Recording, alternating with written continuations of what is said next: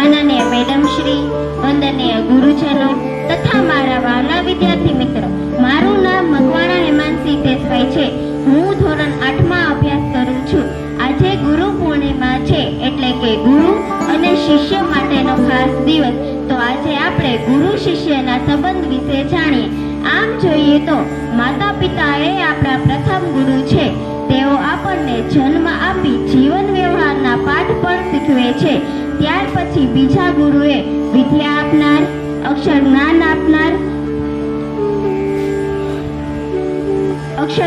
આપનાર ગુરુ છે. ગુરુની અપેક્ષા હંમેશા એક જ હોય છે, મારો શિષ્ય મારાથી પણ શ્રેષ્ઠ બને. શિષ્ય શ્રેષ્ઠ ત્યારે જ બને જેને શ્રેષ્ઠ ગુરુ મળે. ભગવાન સ્વામિનારાયણે શ્રી હરિચરિત્રામૃત સાગર ગ્રંથમાં કહ્યું છે, જેને સાચા ગુરુ ન મળે તે મનુષ્યનો જન્મ એળે જાય છે.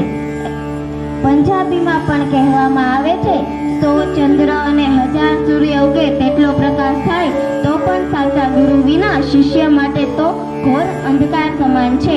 ગુરુ શિષ્યનું સતત ધ્યાન રાખી માર્ગદર્શન આપી શિક્ષા આપી જીવનના લક્ષ્યોને પ્રાપ્ત કરવા તરફ આગળ વધવા પ્રેરે છે.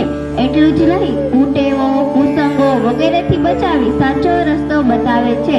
તો આપણે આજના ગુરુ પૂર્ણિમાના પાવન દિવસે આપણને દરેક ક્ષેત્રમાં જ્ઞાન આપનાર બ્રહ્મા, વિષ્ણુ, મહેશ સમાન ગુરુને વંદન કરીએ. અસ્તુ.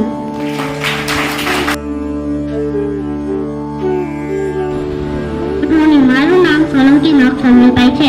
હું ધોરણ 2 માં અભ્યાસ કરું છું. પહેલા મારા ગુરુજીઓ અને સારા મિત્રો, આજના આ પાવન દિવસે મારા બધા ગુરુજીઓને પ્રેમ ભર્યા નમસ્કાર. આપણા જીવનમાં ગુરુજીનું મહત્વ ઘણું છે. તેના જ આપણા જીવનની દરેક પ્રગતિમાં ગુરુજીનું માર્ગદર્શન જરૂરી છે.